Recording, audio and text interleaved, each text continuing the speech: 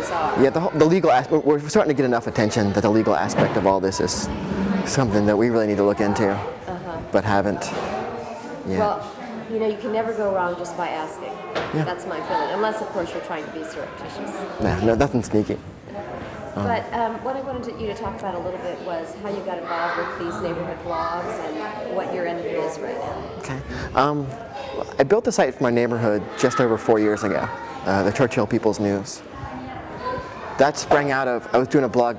My wife and I were renovating a house, a 100-year-old Victorian, decrepit Victorian. And we're house blogging the renovation.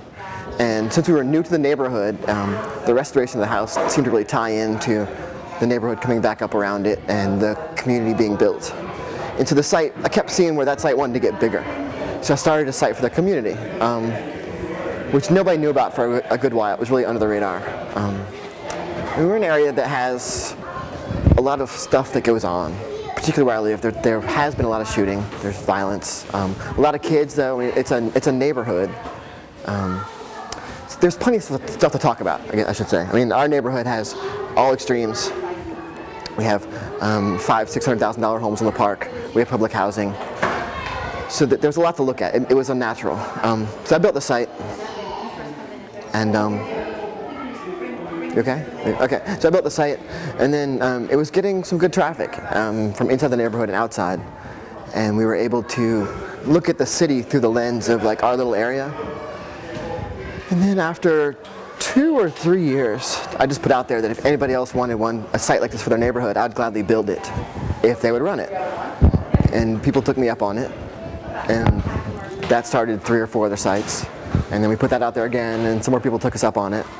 And so we've rolled out 10, 12 sites across the city. And actually Petersburg to our south has a site as well. At least 2 of the people that run their sites used to read, probably still read my site, started reading my site, and then moved somewhere else and was like, I wish I had something like this for where I live. And so they want to carry the idea with them. So you used WordPress? So I started off with movable type, maybe, and then transitioned over to WordPress after a while. It was just an easier fit for how I learned how to halfway program. So you're a programmer by nature? Or by I went to art school, and then turned Photoshop into getting a career programming somehow, web stuff. Did that for 5 years or so. Got kind of burned out on working in a cubicle and transitioned to being a teacher. So I've got the programming and design skills to do this stuff to some professional degree. That I haven't really kept up with, state of the art anymore. And what about, how do you find stories? You started off writing about yourself and your house. What did that grow from? Well, I mean, I found myself going to the district meetings, the neighborhood association meetings. And I noticed that for its size, our neighborhood was in the news a lot. I mean, 1, for our history, 2, for the violence, 3, it's a core black neighborhood in the city. I mean, there's just a lot of things that happen in our neighborhood that were making the press. And I thought part of it, the site would be a place where we could talk amongst ourselves about what people are saying about the neighborhood or how it's already hidden.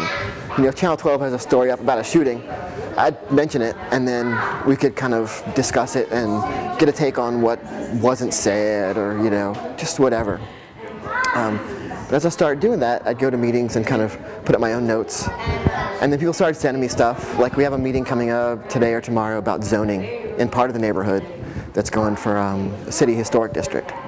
So I put that up. I mean, that's not going to get much comments, but people want to know about it. Put a post up today about the high school graduation, on-time graduation rate.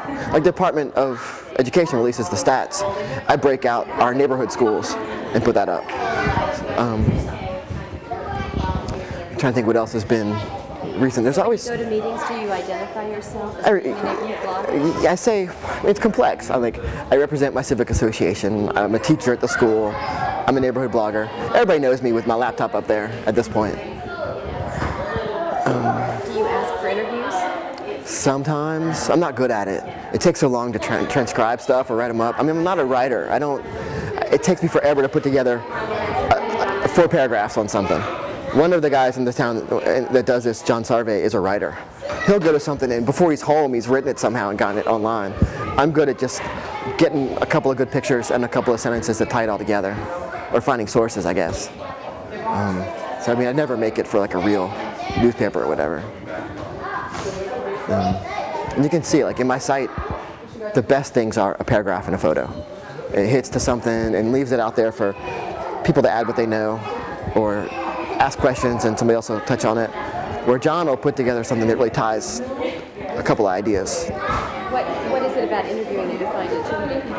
It's not the interview itself. It's the getting home with a page full of notes and then knowing what to do with it. That's really it. Once I get into it, drink a beer or two and start writing it, it gets okay. But if I don't write it up that night or the next night, it'll sit there and I won't get to it.